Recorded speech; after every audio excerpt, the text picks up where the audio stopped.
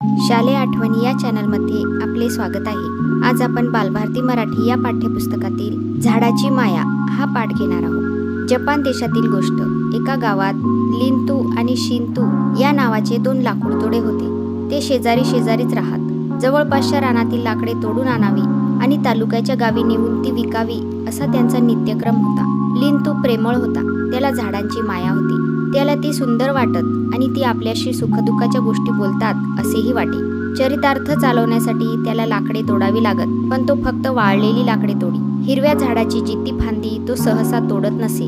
ती तोडली तर झाडाला दगा होईल आणि ते शाप देईल असे त्याला वाटे। वाळकी फांदी तोडली तर त्याचा भार हलका होईल आणि ते दुवा देईल अशी त्याची भावना असे। त्यामुळे दिवसातून कशीबशी एक मुळी त्याला मिळे। ती विकून आलेल्या पैशात तो आपली आणि कुटुंबाची गुजराण करी। मिळालेल्या रोजगारात दिवस भागायचा, पण गाठीला काही उरायचे नाही असे त्याचे चालले होते। मात्र आपल्या गरिबीतही तो आनंदात असे। शिंतूचे होते त्याच्या उलट। रोज रानात जावे आणि जास्तीत जास्त लाकडे तोडून आणावीत असा त्याचा खाक्या। ओली सुकी असा विवेक तो करत नसे। जी लाकडे ओली असतील ती तो वाळत टाकी आणि सुकली की विकी। त्यामुळे थोड्याच वर्षात तो चांगला गब्बर झाला। शिंतूची बायको मुले सुखात आहेत आणि आपल्याला मात्र गरिबीत दिवस कंठावे लागतात याचे लिंतूच्या बायकोला फार वाईट वाटायचे। म्हणून एकदा ती आपल्या नवऱ्याला म्हणाली, शिंतू भाऊजींप्रमाणे आपणही ताजी लाकडं तोडली असती तर आपल्यालाही भले दिवस नसते का आले। ह्यावर लिंतू म्हणाला, झाडाची कोवळी फांदी तोडली तर त्यातून चीक वाहू लागतो, हे तू पाहिलं आहेस ना।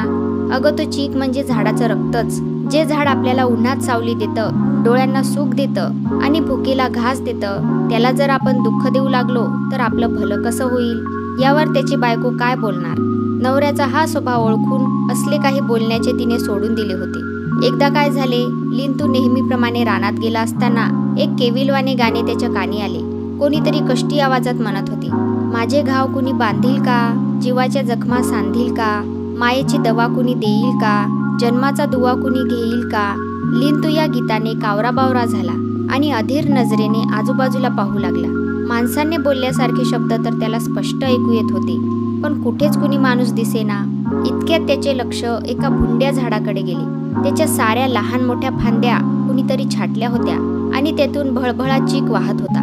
लिंतूने ओळखले की हे काम शिंतूचेच। झाडाची ती केविलवाणी दशा पाहून त्याचे काळीज कळवळले। हे गीत झाडाचेच असे लक्षात येताच त्याने आपल्या अंगातला शर्ट काढला आणि भराभर त्याच्या चिंध्या करून त्याने त्या झाडाच्या साऱ्या फांद्या बांधून टाकल्या। तोच काय चमत्कार, उभे झाड सर्वांगाने गदगदले आणि लिंतूच्या अंगावर गार गार थेंबांचा अक्षरशः सडाच पडला।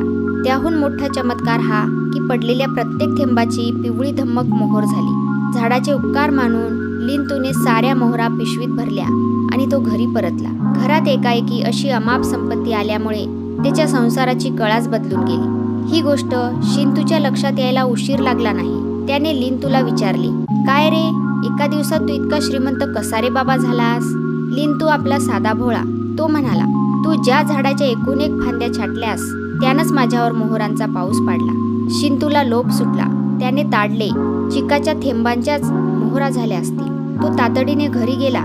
कुऱ्हाड व पिशवी घेऊन ते झाड त्याने लगबगीने गाठले। लिंतूच्या मायेमुळे त्या झाडाच्या अंगावर फांद्या फुटल्या होत्या। कुऱ्हाडीचे घाव घालीत त्या फांद्या तोडण्याचा शिंतूने सपाटा चालवला आणि काय चमत्कार सांगावा, झाडाच्या तोडलेल्या फांद्यातून चिकाचे अक्षरशः कारंजेच उडाले।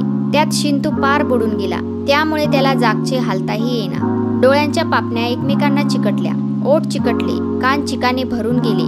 त्यामुळे एकाच वेळी तो आंधळा, मुका व बहिरा झाला। तब्बल 3 दिवसांच्या उन्हाने एकदाचा तो चीक थोडाफार वितळला। शिंतूचे पाय सुटले, पापण्या आणि ओठ तो कसेबसे उघडू शकला। मोठ्या कष्टानेच त्याने कसेबसे घर गाठले। यापुढे आपण झाडाची जिवंत फांदी तोडणार नाही अशी त्याने प्रतिज्ञा केली। तेव्हापासून जपान देशात जिवंत झाड कुणी तोडत नाही। तिथल्या लोकात समज आहे की जो झाडाची माया करतो तो सुखी होतो। अशा प्रकारे हा पाठ इथेच संपला।